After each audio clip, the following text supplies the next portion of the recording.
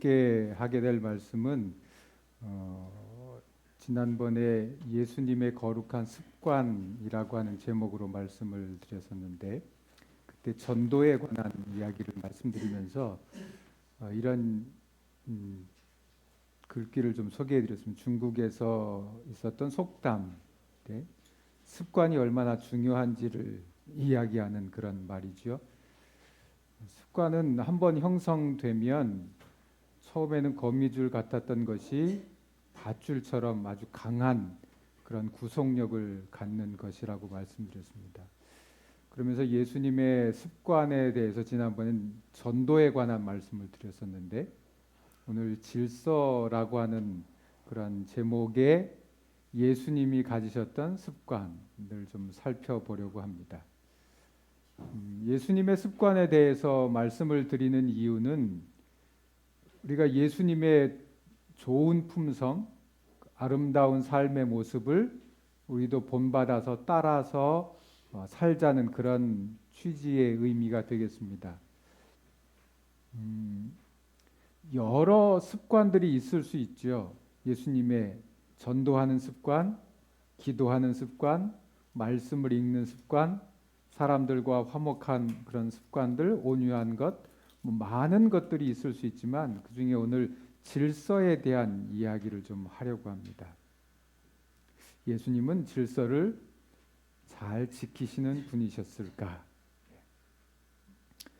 우리나라 그 신사참배가 예전 일제 시대 강점기 때 있었죠. 그때 그 신사참배를 반대하고 순교했던 분들 중에 한 50여 명이 그런 분들이 계신데, 그 중에 최봉석이라고 하는 목사님이 계셨답니다. 그분이 시작한 말이 예수천당이란 그런 말이에요.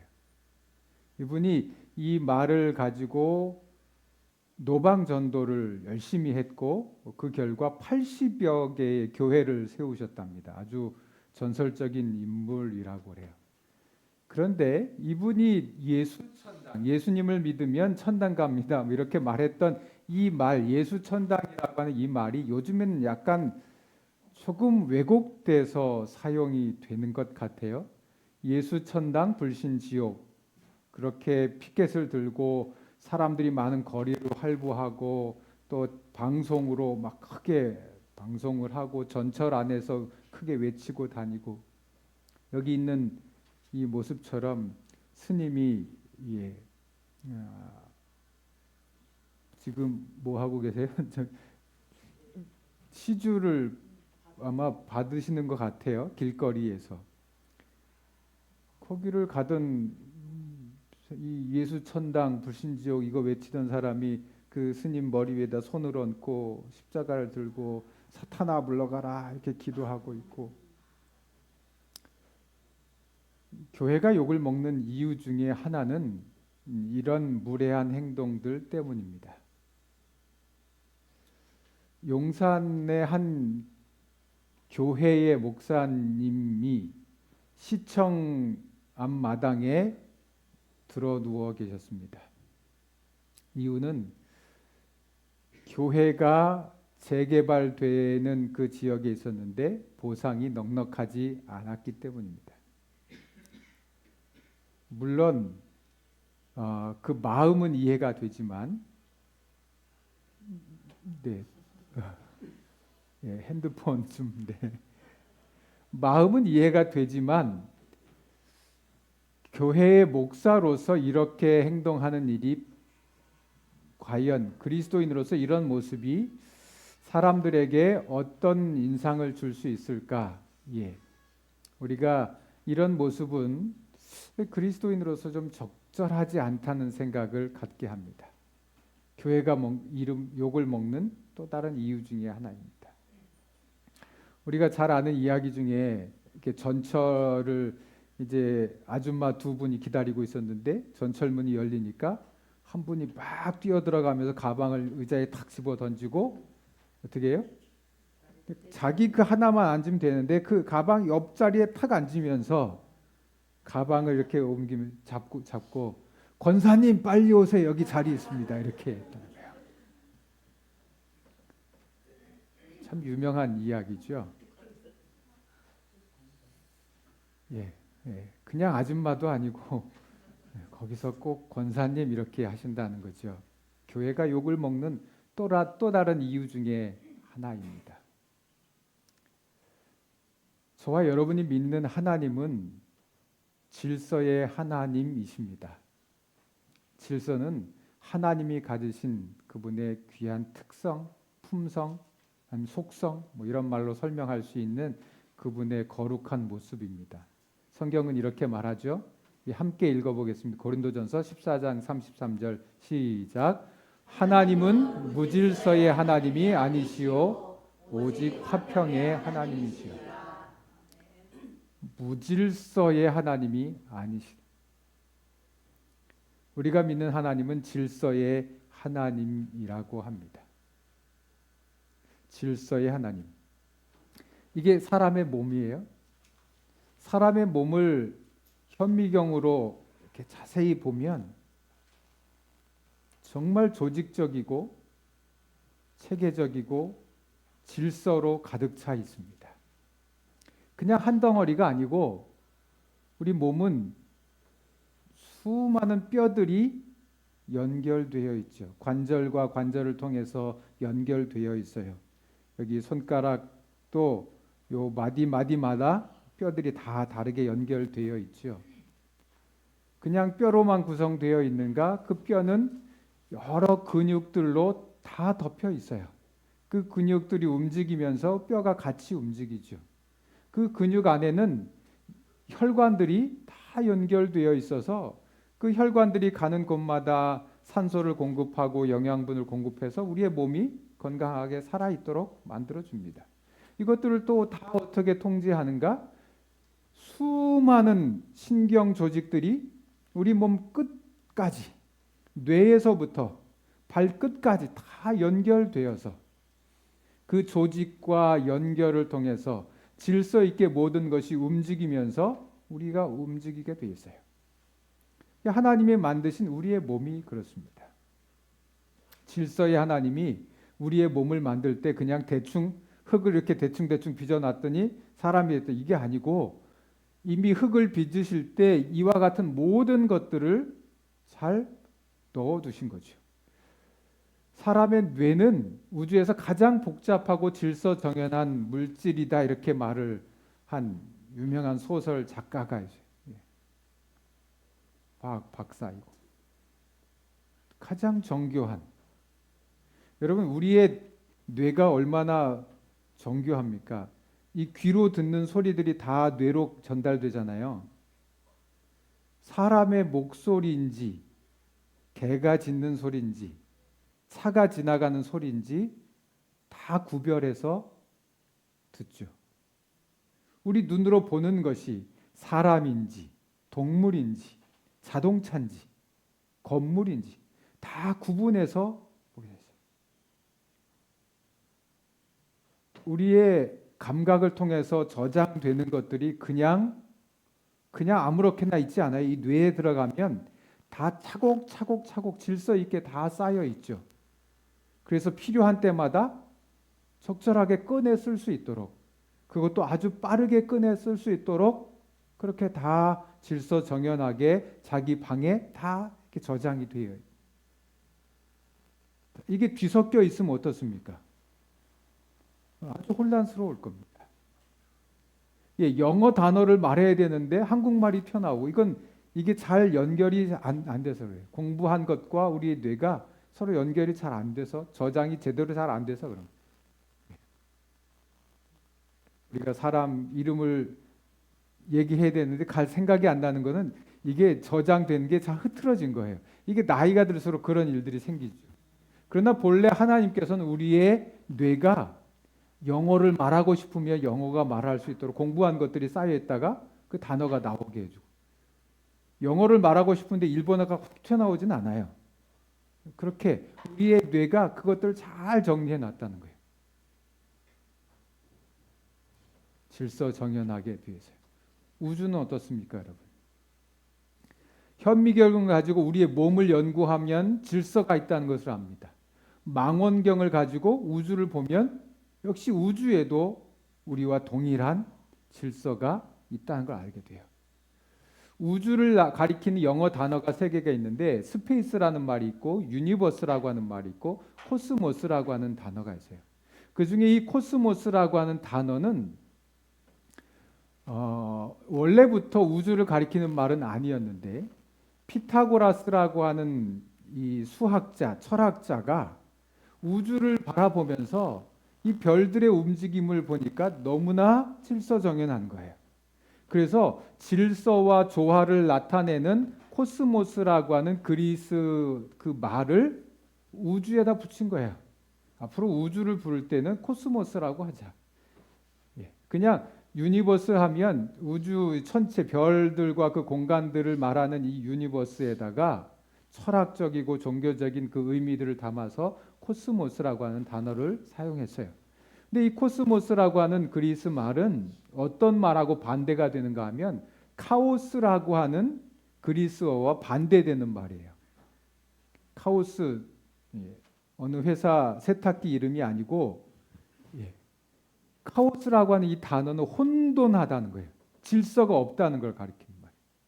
근데 우주는 그와 반대되는 말이에요. 아주 질서 있고 모든 것이 조화롭게 돌아간다는 거죠. 여기 노랗게 보이는 게 태양인데 이 태양 주변에 뭐 수, 금, 지, 화, 목토, 천hem 이렇게 해서 수성, 또 금성, 화성, 또 있고 그다음에 목성 뭐 이렇게 쭉 있잖아요. 근데 이 주변으로 이 지구를 중심으로 한 여러 이 원들이 지금 보이잖아요. 이게 다 아주 작은 행성들이 움직이는 궤도예요. 근데 이 궤도들이 어떻게 해요? 아주 정확하게 질서 있게 움직이는 거예요. 수많은 별들이 제각각 아무렇게나 움직이면 이 우주가 제대로 있을 수 없는 겁니다. 우리가 언제 죽을지 모르죠. 그런데 그 모든 행성들이 움직이는 궤도들을 예측할 수가 있는 거예요. 질서가 있다는 것입니다. 엘렌 G 화이트는 이렇게 우리에게 이야기해요. 하나님은 질서의 하나님이시다. 그분께서 만드신 하늘은 완전한 질서 가운데 있다. 그러므로 우리도 어떤 사람이 되어야 한다고요? 무질서하지 않고 혼돈하지 않고 질서가 있는 사람들이 되어야 한다. 그 말씀입니다. 이런 하나님의 속성과 사탄의 속성은 어떨까요? 반대가 되겠지요. 사탄의 속성은 무질서합니다. 예수님께서 사탄에 대해서 이렇게 말해요. 너희는 마귀에게서 났으니 이 마귀는 욕심대로 살고 살인한 자고 거짓말을 행하고. 우리가 욕심대로 살고 살인하고 거짓을 말하고 이러면 사탄의 마귀의 자녀라는 거예요. 그런 삶의 모습을 보여주면 사탄의 자녀가 되는 거예요. 귀신 들린 사람에 대해서 묘사한 표현 중에 하나예요. 옷을 입지 않고 집에 살지 않고 무덤에 산다. 이렇게 지멋대로인 거지.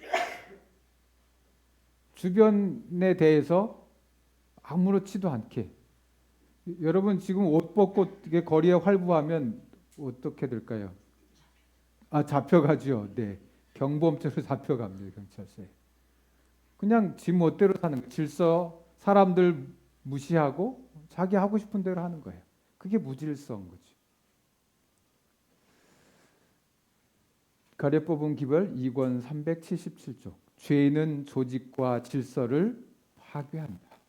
우리의 가정이나 개인이나 교회나 어디든 죄가 있으면 이런 정신들이 지배를 하는 거예요. 무질서와 반목과 적대 행위와 원한과 시기심과 질투 이런 것들이 가득해지는 거죠. 이게 사탄이 가지고 있는 속성인 거예요. 그걸 우리가 가진다면 사탄처럼 되는 거예요. 하나님과 반대 입장에 서는 거죠.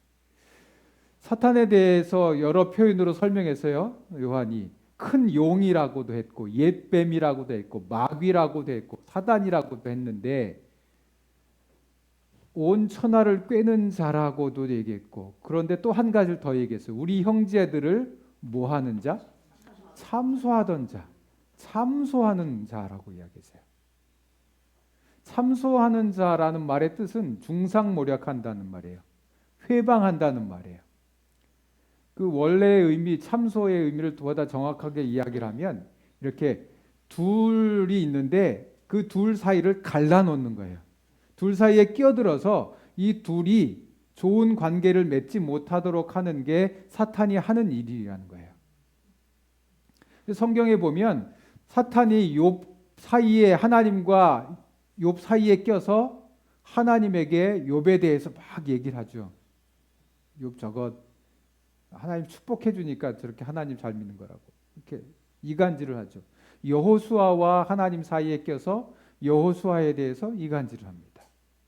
요한계시록에 보면 성도들과 하나님 사이에 끼어서 그 사이를 이간질을 합니다. 회방하죠.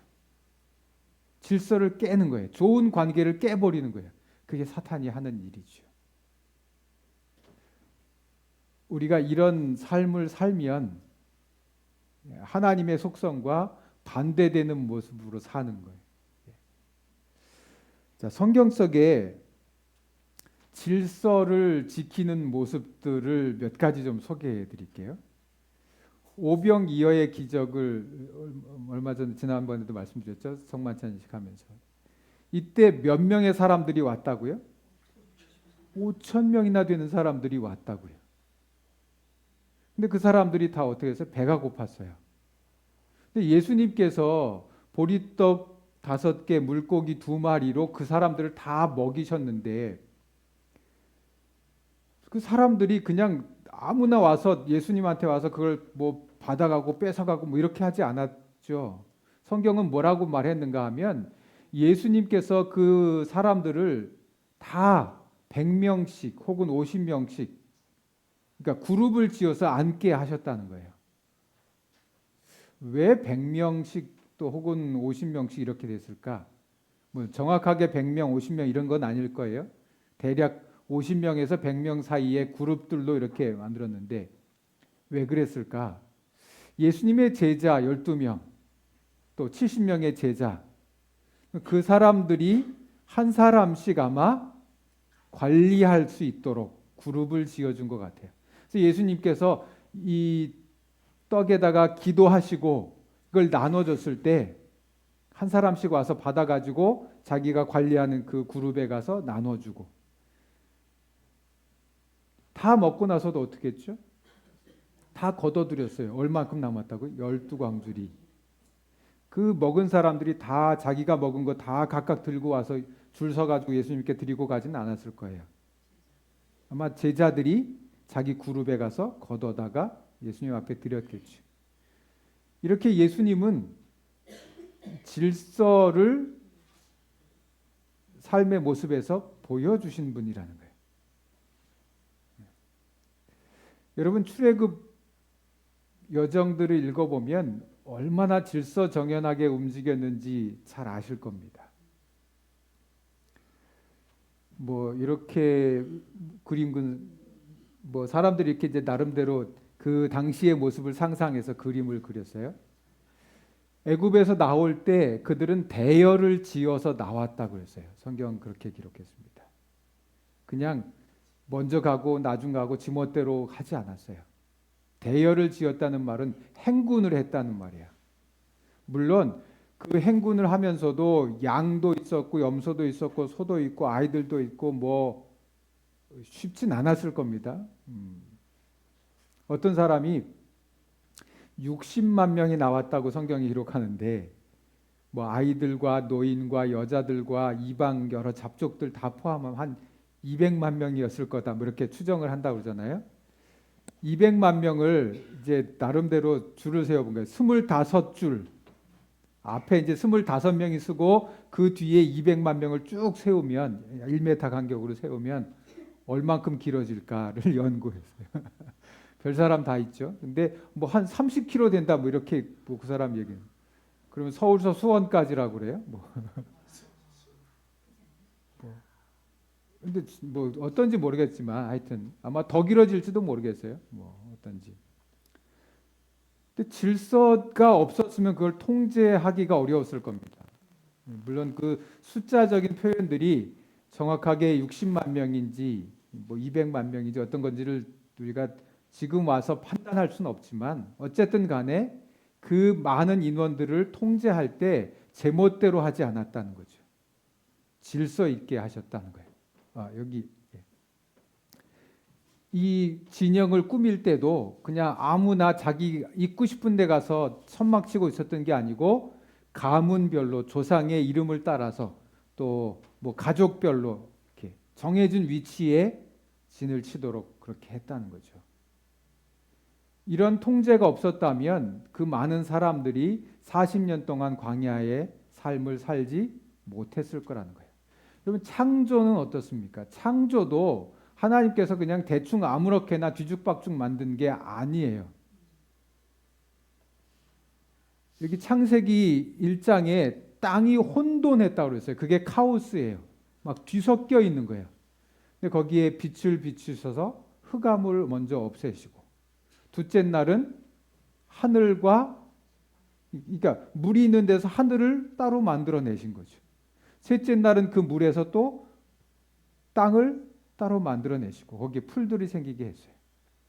그 풀들이 광합성할 수 있도록 넷째 날은 또 해와 달과 별을 만드시고 또 그 다음에는 그 물속에 하늘에 새와 물고기를 만드시고 그 다음에 동물 만들고 사람도 그 다음 만들고 그리고는 사람 만들면 이 모든 걸 다 다스려라 하시고 그 다음에 안식하시고 질서 있게 모든 것들을 하시는 하나님이셨어요. 이 성경에 그런 이야기들을 우리가 찾아볼 수 있습니다. 그러면 이 질서를 어떻게 지켜야 하는가? 질서라는 게 도대체 어떤 것인가에 대해서 마지막으로 좀 살펴보려고 합니다. 먼저 질서를 왜 안 지킬까요? 요거부터 좀. 질서를 안 지키는 이유가 뭘까요? 누굴 위해서? 날 위해서 안 지키는 거죠. 예를 들면 저희가 홍천에 와서 이상하게 생각한 것 중에 음식물 쓰레기를 버리는데 음식물 쓰레기를 버리는 그 비닐 봉투가 있잖아요. 거기다 담아서 아무데나 갖다 버리는 건가요? 그거 아니더라고요. 정해진 통이 이렇게 몇 군데 지정이 돼 있더라고요. 그래서 여러분 집사님들도 안식일날 이제 다 하고 나면 설거지하고 나서 그걸 담아다가 저쪽 그 어딘가요? 저 안경점 앞에 거기 뭐 있잖아요. 거기 통에다 갖다 이렇게 넣고 가시잖아요. 근데 저희가 음식물 쓰레기를 버리러 가면 그 통 안에 음식물 그 담는 봉다리가 아니고 그냥 시커먼 비닐 봉다리, 파란색 봉다리, 하얀색 봉다리 거의 대부분은 그런 거예요. 왜 그렇게 할까요? 음식물 그 봉투를 왜 안 해요? 돈 들어가니까. 내 거 돈 아끼려고. 길을 가다가 왜 횡단보도로 안 건너고 그냥 아무 데서 건너요? 횡단보도로 가면 내가 조금 더 걸어가야 되고 불편하고 귀찮아요. 그러니까 그냥 나 편한 데서 그냥 건너가는 거죠. 질서를 안 지키는 게 나한테 편해요. 질서를 지키는 게 나한테 편하면 질서를 지킬 텐데 안 지켜야 편해요. 질서를 안 지키면 불편하다고 하면 다 질서를 지키는 쪽으로 가겠죠. 근데 질서를 안 지켜야 더 편하다고요. 내 유익이 먼저인 거예요. 다른 사람들 다 같이 사는 사회를 생각한다면 질서를 지키고 가는 게 맞아요. 예수 천당 불신지옥 크게 외치는 거 멋진 전도 방법이라고 생각해요. 그런데 그것 때문에 불편해하는 사람들이 많이 있어요. 나는 하고 싶지만 그 사람들을 위해서 조금 방법을 바꿔야 되는 게 맞는 거죠. 나 편하자고 내가 하고 싶은 대로 다 하는 거는 무질서를 만들어내는 거예요. 여러분 오늘 예배를 드리는데 허리가 너무 아프고 좀 졸리기도 하니까 나는 누워서 예배 드릴게. 이러면 우리의 예배가 제멋대로 된 거예요. 나는 찬미를 먼저 부르는 게 별로 마음에 안 들어. 다 말씀 듣고 기도하고 다 제일 마지막에 한꺼번에 찬미 쭈루룩 부르고 싶어하고 혼자 그냥 성령 찬미 먼저 하고 헌금 찬미하고 다 혼자 나중에 막 혼자 다 안 되죠. 우리가 서로 의논하고 질서를 만든 대로 만들어 가는 거예요. 그렇게 하는 겁니다. 나는 배가 고프니까 밥 먹고 예배 드릴래 하고 먼저 식당부터 가서 앉아 있으면 그렇게 하면 교회가 질서가 허물어지는 거예요. 나 편한 대로 하면 안 되는 거예요. 고린도전서 13장 사랑은 무례히 행하지 않고 자기의 유익을 구하지 않는 게 사랑이라는 거예요. 나만 생각하고 살면 안 되는 거예요. 내 유익이 먼저가 아니고 우리 모두가 다 함께 살 수 있도록 생각하고 협력하고 서로 지켜나가는 게 필요하다는 이야기예요. 새치기 할 때 줄 서 있는데 왜 새치기예요? 새치기 하면 내가 조금 더 빨리 가니까. 우리가 그렇게 하지 않았으면 참 좋겠습니다. 아까 저 그림, 저 사진이요.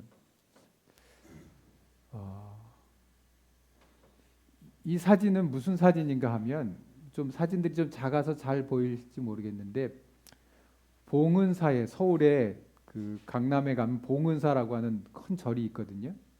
거기에 어느 교회 성도들인지 모르는데 여러 명의 사람들이 거기 들어와서 그 법당이라고 그러죠. 법당 문을 부여잡고 또 어디 기둥에 부여잡고 법당 안에 들어와서 손을 들고 통성기도를 한 거예요. 그 사진이에요. 여러분 우리가 예배를 드리고 있는데 절에서 어떤 스님이 와서 여기 와서 연불을 외고 목탁을 막 두들기고 있으면 어떨까요?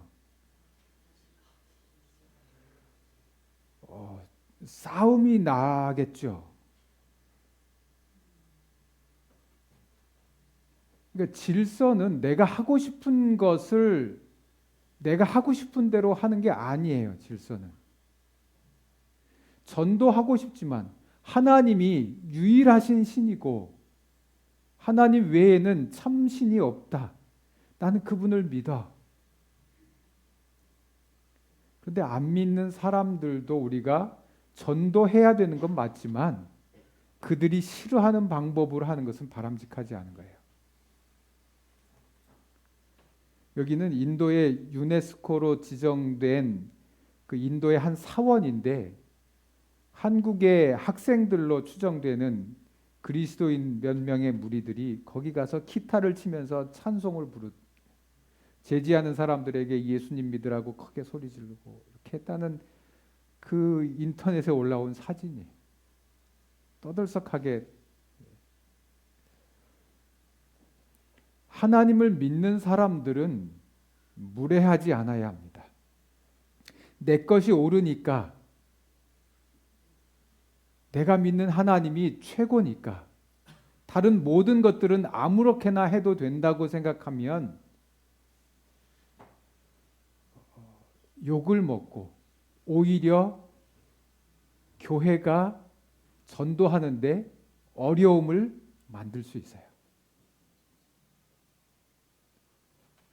질서를 지켜간다는 건 그런 겁니다. 내가 무례하게 살지 않는 거예요. 나쁜 그리스도인이라고 하는 책이 있어요. 이 책에 이렇게 이야기해요. 내가 만났던 사람들 대부분은 그리스도인들에 대해서 어떻게 생각하는가예요? 그리스도인이란 매우 보수적이고 자신들의 사고의 틀에 갇혀 있고 항상 화가 나 있고 공격적이고 비논리적이고 자신들만의 왕국을 건설하려는 사람들이라고 생각하고 있다. 세상 사람들이 객관적으로 그리스도인들, 저와 여러분을 평가할 때 그렇다는 거예요. 화가 나 있고 공격적이고 틀에 박혀 있고 자기들끼리만 우물한 개구리인 거죠. 그리스도인들은 모든 사람들을 개종시키려고 하고 자신과 다른 신념을 가진 사람들과 평화롭게 공존하는 법을 잘 모르는 것 같다고요. 물론 우리가 믿는 신앙의 입장에서는 모든 사람들에게 복음을 전하여야 되겠죠. 때를 얻든지 못 얻든지. 그럼에도 세상 사람들은 우리에게 평화롭게 살자고 이야기를 하는 거예요. 그 양쪽의 사이에서 우리가 잘 살아야 되는 겁니다. 무례한 기독교라고 하는 책이 있어요. 이 책에는 우리가 친절과 온유한 삶을 살도록 창조되었다고 이야기하면서 그것을 잘 지키지 못하면 하나님이 뜻하시는 백성이 아닐 수도 있다 그렇게 이야기했어요. 아주 극단적이기도 하지만 친절과 온유한 모습으로 살 수 있어야 된다. 그리스도인은. 그게 하나님의 백성의 삶의 모습이다. 그렇게 이야기합니다. 마지막 말씀입니다. 고린도전서 14장 40절 함께 읽겠습니다. 시작. 모든 것을 품위 있게 하고 질서 있게 하라. 그럼 품위 있게 하는 게 뭡니까? 품위 있게. 절제할 줄 아는 겁니다. 내가 하고 싶은 대로 하지 않고 다른 사람들의 입장도 고려하고 생각해서 배려해서 행동하는 게 그게 품이 있는 모습이에요. 여러분 절제하는 게 뭡니까? 절제하는 게 참는 거예요. 참는 거예요. 내가 하고 싶은 것을 참을 줄도 알아야 돼요. 여러분 내가 경험한 것이 더 훌륭해요. 그래서 자식들에게 너 그렇게 하면 큰일 난다고 말해주고 싶잖아요. 내가 아는 게 내 아이들보다 더 많이 알고 있어서 내가 아는 걸 말해주고 싶잖아요.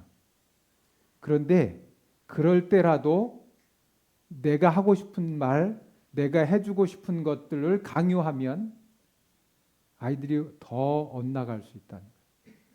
요즘 교육 방법이 그런 걸 우리에게 연구 결과를 이야기해 주고 있어요. 하고 싶은 것, 하고 싶은 말, 그것도 잠시 참을 수 있어야 된다. 교회 안에서도 마찬가지겠죠. 내가 하고 싶은 말도 조금 참고 절제를 할 수 있어야 돼요. 말에 대한 절제 꼭 필요합니다. 이게 품위 있게 산다고 하는 것은 절제한다는 거고요. 질서 있게 한다는 것은 무례하지 않은 거예요. 무례하지 않은. 상대방을 무례하지 않게 대하는 것. 이게 그리스도인들이 살아가야 할 삶의 모습이라고 생각합니다. 우리 예수님이 그렇게 사셨던 것처럼 우리가 믿는 하나님이 그런 분인 것처럼 저와 여러분이 그렇게 살게 되기를 간절히 바랍니다. 기도하겠습니다.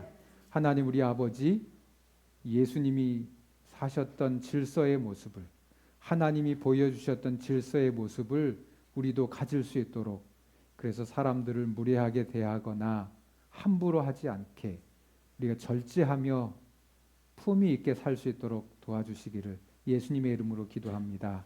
아멘.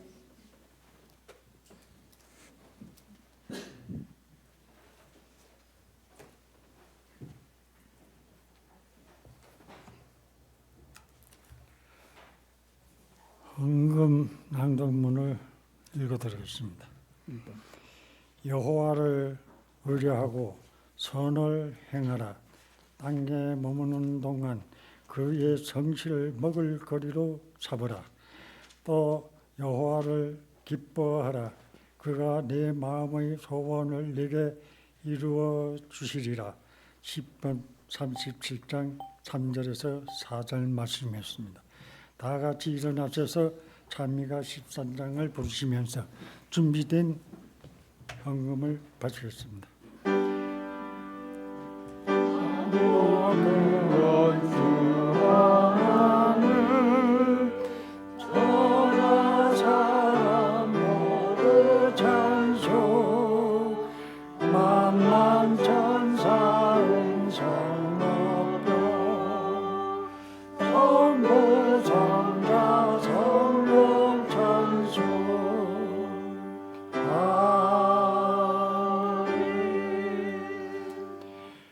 하늘에 계신 하나님 아버지, 지난 한 주간에도 힘써 일하게 하시고 이 시간 주님의 전으로 나올 때에 빈손으로 나오지 아니하고 주님께 드리는 예물을 정성을 다하여 바칠 수 있는 귀한 시간을 주시니 감사합니다.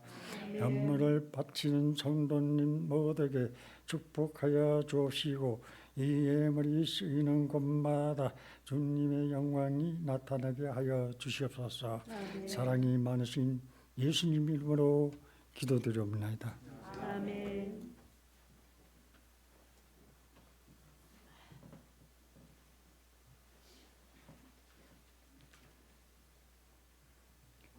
찬미가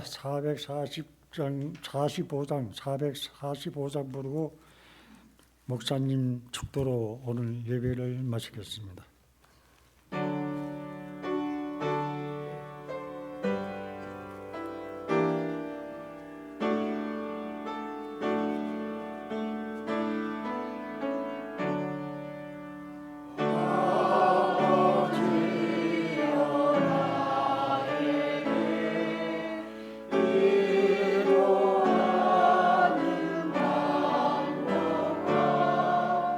주님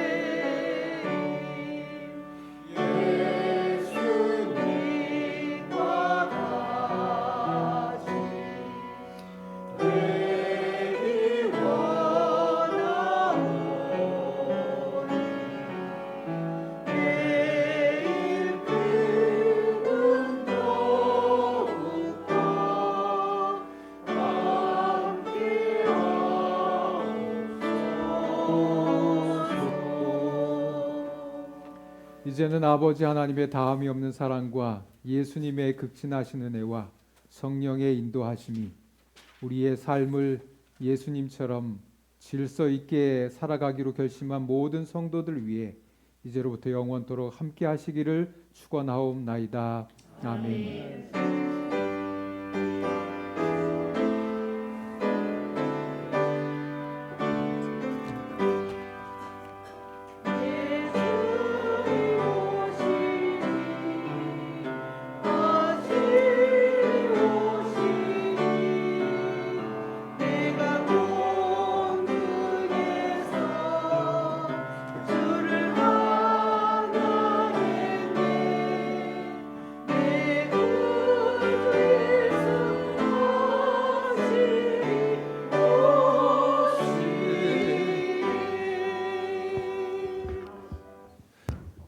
저한테는 10분의 황금 같은 시간이 주어졌습니다. 자, 여러분들 전부 다 566장 봐보실래요? 이게 1절, 2절 반주하고 3절 하는데 이제 앞에 나와서 하시는데 화음 넣으실 수 있는 분들은 화음을 넣으시고 그냥 멜로디만 하실 분들은 멜로디만 하세요. 그런데 한 분도 빠지지 마시고 다 하셨으면 좋을 것 같습니다. 자, 1절, 2절 반주하고 3절하고 식사하시겠습니다. 아니요. 하실 수 있는 분들은 화음하시고.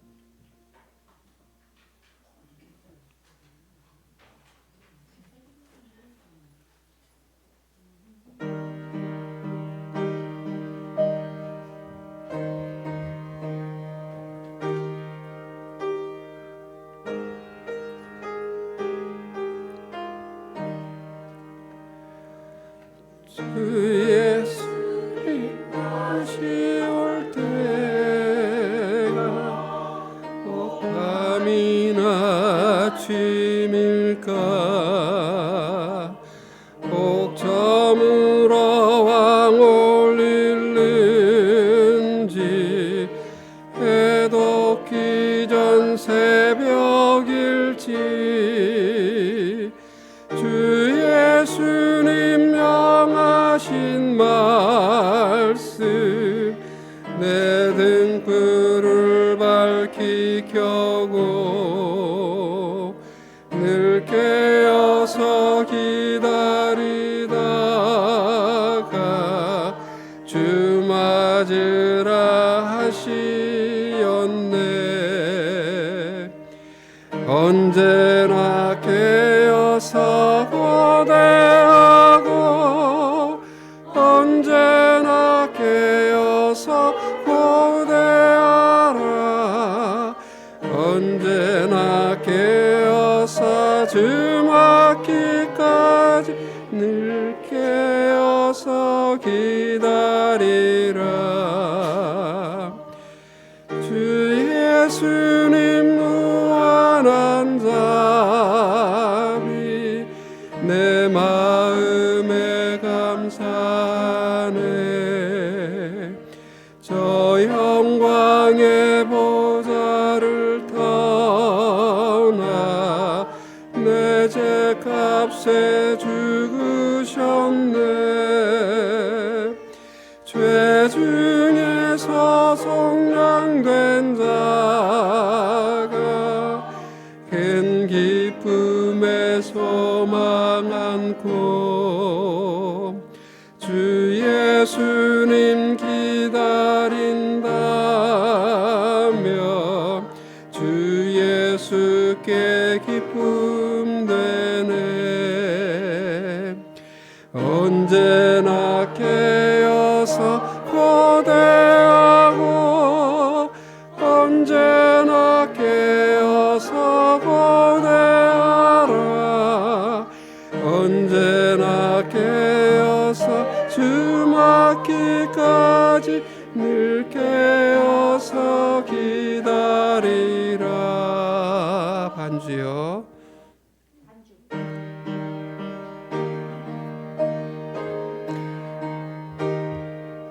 크게 힘차게 부르세요. 주 오 사랑의 구세주 예수 이 마음에 사무친 듯 주 예수의 영접을 받아 집에 없기 서원일세 그 엄숙한 심판대 앞에 그 누군들 피하리요 주 예수님 내 친구시니 늘 깨어서 기다리세 언제나 깨어서 고대하고 언제나 깨어서 고대하라 언제나 깨어서 주 맞기까지 늘 깨어서 기다리라. 그럭저럭 멋있죠? 조금만 더 열심히 하면 될 것 같아요. 한 번 더 할까요? 네, 한 번 더 할게요.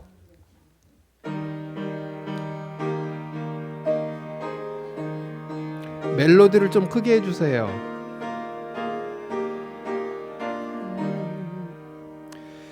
주 예수님 다시 올 때